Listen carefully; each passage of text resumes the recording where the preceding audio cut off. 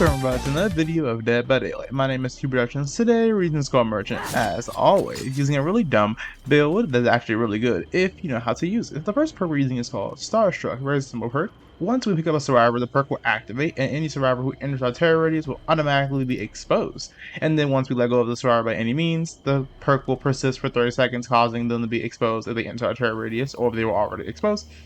We have Agitation, very simple perk. Once we start carrying a survivor, we move, I believe, 12% faster or 18% faster. We move faster, and our terror radius becomes bigger. We have Distressing, which automatically makes our terror radius bigger. And we have Make Your Choice, very simple perk. Basically, what happens is we hook a survivor, and once that survivor gets unhooked as long as 13 meters away from the hook, then the survivor who unhooked the survivor will become exposed for 6 seconds. Next, we're using Adaptive Lighting, very simple perk, add-on. We basically become untouchable for 20% longer instead of the normal 8 seconds, and now it's 9.5 seconds. And then, of course, we have Auto Targeting Processor, because we always use Auto Targeting Processor with Skull Merchant. If you liked the video, make sure you like, comment, and subscribe. I read every single comment. Thank y'all for the kind words y'all have said in my last videos and everything, because I really do read every single comment, and I love responding to y'all's comments. But anyway, without further ado, let's get to the game so I can show you how deadly this build is. Okay, playing on Toba Land. I actually like this map for Skull Merchant, even though I don't know if other people like it or not, but I think this map is pretty good. So, the reason why I didn't move at the beginning of the game is because I forgot my controller is completely messed up. And in case you don't realize, it says L1 and L2. I play on controller, and my controller decided it doesn't want to work sometimes, and it's really annoying. So that's the reason why you see me randomly walk into walls and dumb like thing like that. So anyway, I noticed one person has no either. I'm like, so I guess I win the game automatically because you're automatically injured. Then my controller was like, let's do a little spin, and then I finally changed controllers later on and I fixed the problem. So I was like, dumb. But anyway, the reason why I'm using this build is because of the fact that basically I had a challenge and I wanted blood points because I was trying to get the Dark Lord to the Prestige one because what's his name? Dracula just came out at the time before this patch and then we're time for this video, and I wanted his perks on Skull Merchant because I felt like all three of them are actually pretty useful, even though Dominance I don't think it's that. But maybe I'm wrong. Maybe someone can tell me in the comments that I'm just an idiot because I don't really like that perk. But other than that, I think all his perks are really good, especially the one where the obsession becomes cursed and gets a 33% debuff to basically everything. Right here, I'm going to use my drone and try and get a third lock-on stack on him. I knew he was going to run towards the pallet because he could either run towards the pallet and drop it immediately or go back towards the drone and get claw trapped and injured. So I knew he was going to drop the pallet, but I was prepared mentally for that. But I didn't expect him to drop this pallet, so I swung, but then at the last second I was like, wait a minute, I don't feel like dying. So I purposely didn't, get hit by a pallet. He ended up blinding me because I have ears, I can go the right direction. But then I turned back around because I thought he was going to go to the window, but he does not. He's actually pretty smart. And then he's at the pallet, so I'm hoping he would drop the pallet, but he does not. So I'm like, well.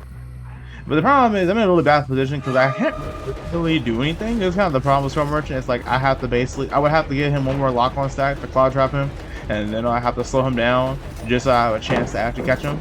Meanwhile, he has this really good loop plus another pallet. For some strange reason, he dropped the shack pallet. I don't know why. And then Jonah comes out of nowhere, like with no either, and he's like, "Oh, go against me." I'm like, "What are you doing?" So because of that reason, I'm gonna just go after what's it called? Nicolas Cage, I think his name is. So because of that reason, I'm going to try and go after him. But the problem is, again, he is in a really annoying spot. I swing thinking he might go through me, but he does not. He goes back towards the pallet, which I had a feeling might happen too. Random Ellen gets this claw trap because apparently survivors don't pay attention.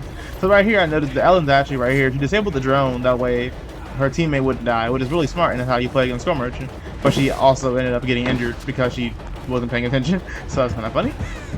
I love when survivors actually know how to counter my killer, but like I can still win, of course, because then it's fun because I know what I'm doing. But I noticed that no one left the game this time. In case you don't know what I'm talking about, most of the time when you play Skull Merchant, people don't lose the game. So yeah, so let's talk about the beauty of this build. We're gonna go to the middle of the map basically and make every single person on the map become exposed, and then we'll go after them and kill them. So like I said, the reason why I did this is because I had a challenge and I was trying to get blood points for the Dark Lord so I could level him up. And that's the only reason why I made this video. I was like, wait, I like this build and also blood points, so I'm gonna use it. So right here, luckily it doesn't matter if they are injured or not, as long as I hit them when they are quote unquote exposed. I do get part of the goal. So you can see exposed target on the right over there. That's the what's it called, mission I have to complete. Then right here I see someone's claw trap, so I'm like, I'm going after you. So So Jonah's like, please don't kill me. But I'm like, you're already injured anyway, so you're going to die. And then he hasn't been hooked yet, so he can't even use that hard if he even has it. I don't even know why people use no mitter in the first place. I feel like it's such a bad perk. But at the same time, it is fun to use the perk and win with it, I'm not gonna lie. But I just feel like it's just so difficult to use because you have to see the game injured. And some killers, especially if you're playing against, when you have no mither and you're playing against a Oni, you basically lost the game. Oni has to just find you, farm you, and then you're dead. It's done. So right here, I expect someone to go to flashlight save. There's a reason why I was hesitant. And there you see there's random just Nicolas Cage. And I'm like, okay. But I expected him to go back for the save over there. 'Cause I have two people riding next to each other. And I could have just camped them honestly, but that's not how I play. So I'm gonna just kinda go stay near the Jonah, 'cause I feel like he's gonna get rescued first. The problem is I don't see anyone and no one's here, so I'm like, well, this is not gonna work. Now let's talk about how this build kind of works. Like I said before, basically you use Starstruck and you use 2 perks that increase your terror radius humongously, and basically anyone in the 50-meter range of you will become automatically exposed once you're carrying that survivor, which is really, really strong. Alright, here I find Jonah again, so I'm going to down him because I know he doesn't have that hard. I'm going to try and bait it out if he does have it though, but he doesn't have it at all, so he did. Now he probably has a side strike because why wouldn't he have a side strike? And then I hear someone, I'm like, okay. But I'm not gonna go after them because make your choice. I'm gonna kick this gym. And I'm praying he doesn't have a side strike. Then my controller's like, that's not work anymore. Sounds like fun. And this side strike. As I said, no, because he was right next to the window and he didn't know him either, but it's fine. Because Starstruck's activated anyway and he is exposed and I can get my challenge if I want to go after him. But I purposely don't go after people who have the side strike. I just feel like the waste of my time. I have to retrace you all over again. I'm good. So I'm gonna just stay over here. So I see someone immediately touch my drone, so I'm like, okay, I'll go after you. But because I found Jonah by accident again, I just down him again. And I'm like, okay. And now we're gonna hook him on the hook because Jonah just for some reason was right there doing nothing. I don't really know. I didn't even mean to catch him, honestly. He just appeared and I was like, okay, I guess I win. But yes, the way the build works is you pick up a survivor, your terror radius becomes like 54, I believe, because it's already 32, and then 18%, 12% of 32, well 12 plus 32 is a number, and then I believe adaptation increases by 18%. So this is math, and as a result, your terror radius becomes really, really big. It becomes so big to where basically on a large radius around you, people are going to become exposed, and then you can try and catch them. But the reason why we're using the Storm Merchant, even a killer who has literally no power to move fast, is because of the fact that her power has the ability to make her undetectable. So basically what we're going to do is we're going to have a giant terror radius, and then everyone who's in our original terror radius is going to stay exposed for 30 seconds, and then we're going to use our undetectable stat set to try and sneak up on survivors, and because of adaptive lighting, it will last 20% longer, which means it'll last for almost 10 seconds. So basically, you have 10 seconds to try and catch a survivor, and it's kind of easier said than done. Well, it's kind of easier, said than done, because even though it's not that difficult to actually achieve the goal, you're gonna have a hard time figuring what survivors actually are, unless they're claw trapped or they're on the radar. But the problem is, if they're on the radar, they're most likely injured because they're claw trapped. And if they aren't claw trapped, then you can just, find exactly where they are on the radar, which is really good. That's the strength of this. But the issue is that what happens if they aren't on the radar? How do you find what they are and kill them? And therein lies the kind of issue with the build. But I had made a video, I'm gonna put it in the top right. I can't remember exactly what it's called. I think it's called, I don't know what it's called. I don't remember. It's been a long time since I made that video. But I made a video where I basically used the exact same build, but I think instead of make your choice, I had a different perk, but I don't know what perk it was. I don't remember. But what I do know is that build was really good, and I love that build because it's basically just this: you just are really scary. Like survivors don't want to heal because you're gonna expose anyway, and then they do heal, they just die. So it doesn't matter. Right here, we're gonna hit him. As you can see, he was exposed, and he was like literally nowhere near us. But that's because of how strong this perk is. Oh no, I lied. That's gonna make your choice. I believe he was exposed to make your choice. That's why I got that.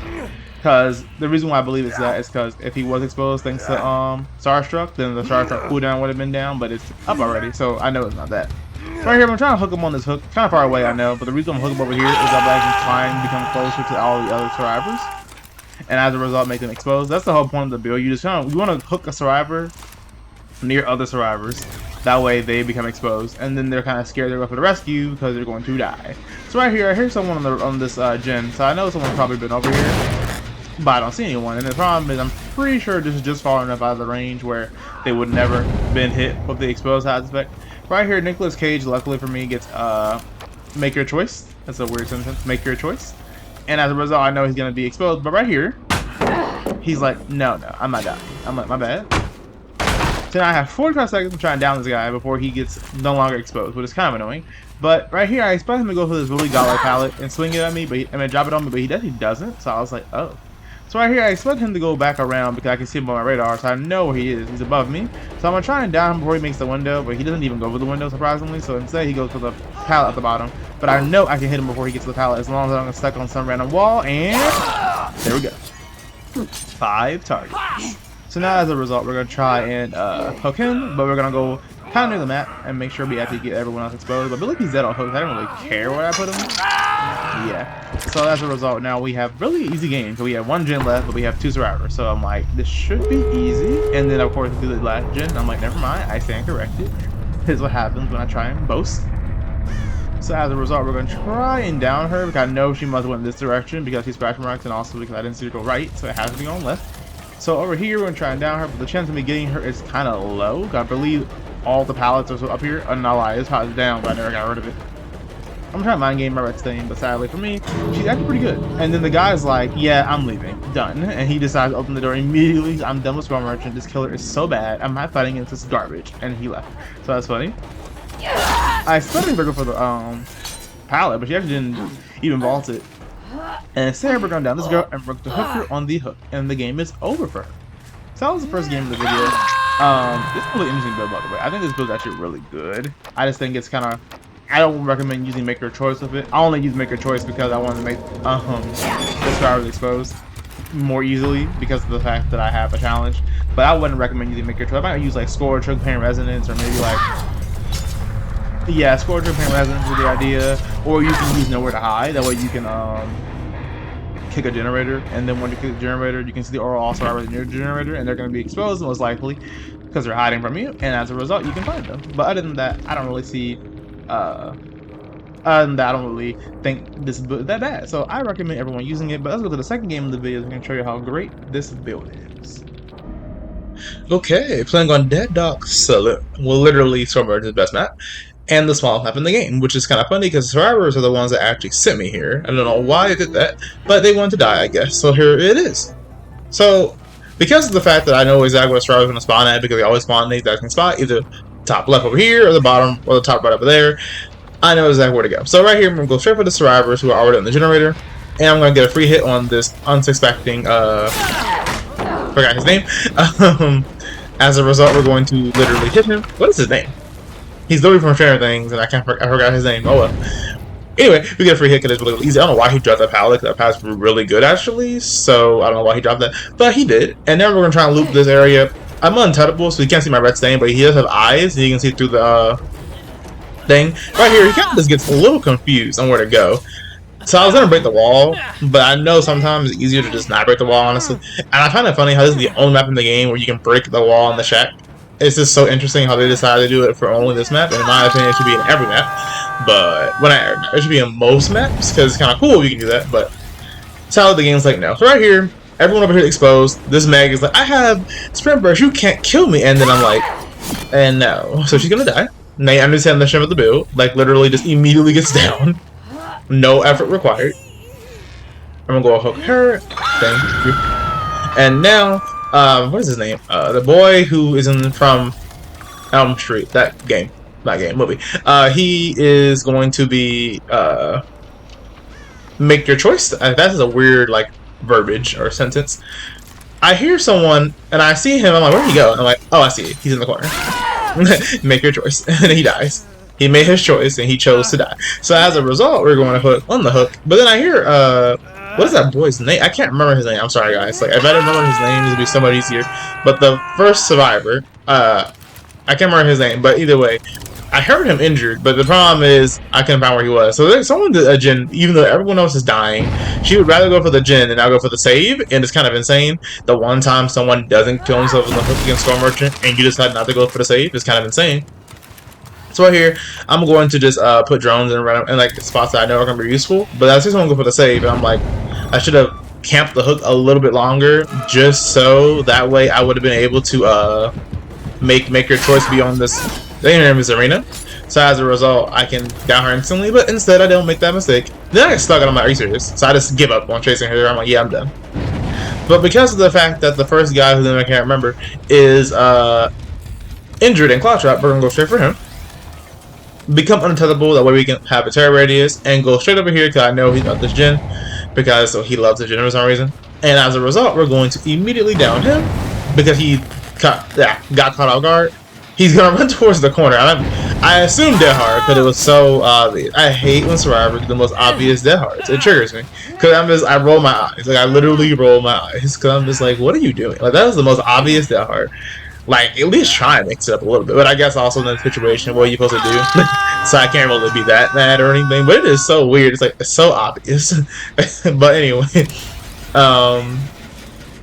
it's just funny because of the fact that he just like died. And then right here, Zarina gets I believe make your choice. So I was like, yes, but you can see everyone's already injured, and there's only a point in me going after them because they're all injured. And I want to go after someone who's healthy, so I can instant down them, but I can't find where he is. So instead, I'm gonna just go over here and kick the generator. Cause I know someone's here. It's Meg again. I expected her to go for the pallet, but she was like, I'm running for my life again. And as you can see, one of my friends invited me to a party, and I'm like, oh my gosh. Normally, I turn off my notifications because of the fact that I don't feel like letting y'all be able to see those. Not because of any bad or anything, but it's because of the fact that when y'all see them, I feel like there's gonna be a lot of hate mail. So that's the reason why I don't normally show them, because I get sometimes hate mail for playing Storm Merchant, because on console you can send people messages at the end of the game. Well, you can do it during the middle of the game, honestly, but you can send people messages. So because of that reason, I don't want y'all to see the hate mail that I sometimes get. I don't really get that many. I did get one hate mail though. One person's like,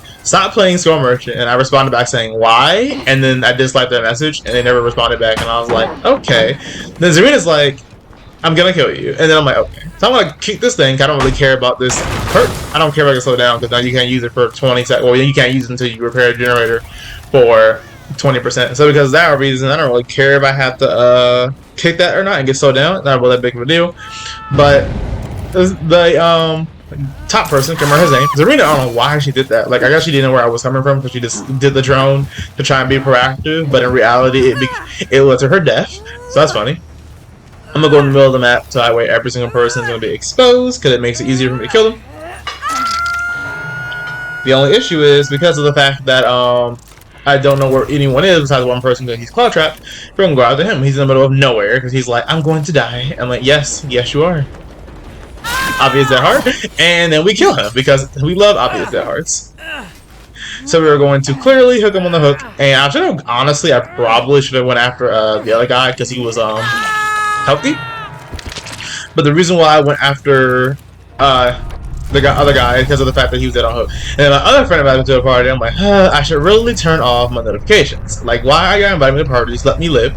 So right here, I'm gonna go after this girl because she's like, I'm gonna do this drone, and I'm like, okay. But I expected her to have a what's it called? A sprint burst, with why I didn't swing immediately. But instead, she just ran into a wall. So I was like, okay, and then she did on hook. So that girl's dead on hook, and now all we have to do is find Zarina, and we win the game. Now you can see how good this build really is, especially on this map, because this map is small already.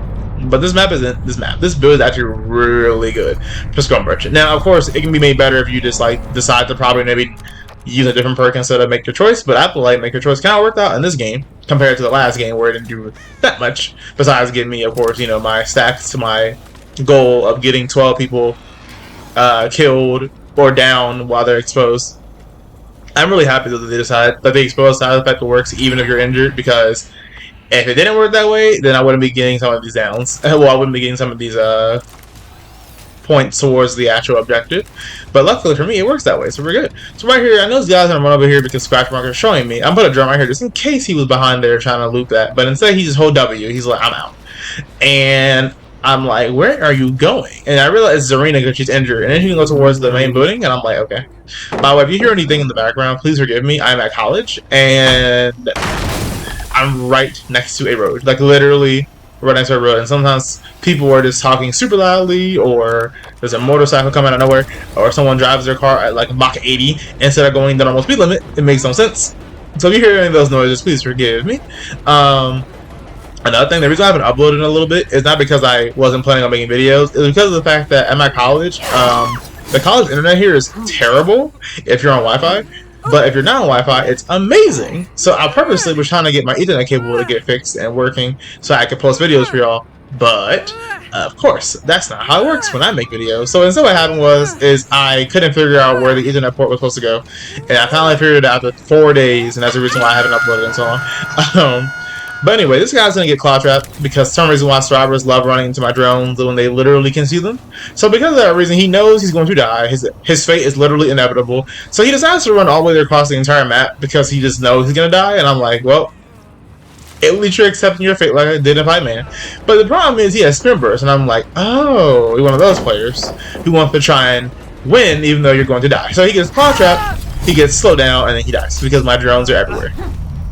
And then we're going to hook him on the hook, and as a result, we're going to kill every single person in the second game. And this is what happens when you have no gen defense and you just obliterate survivor with a unique strategy that really works. Well, really works well on Storm Merchant. Like I said, you can do the video, like, comment, and subscribe. I read every single comment, and I'll see you on the next video. Of course, if you have any builds you want me to use, let me know in the comments. I am planning on using 2 different builds that someone has either suggested or just said in the comments, so I plan to use those. But I just don't know when I'm going to be uploading my next video, if I'm being completely honest. But I'm going to try and upload more consistently. Just bear with me, please.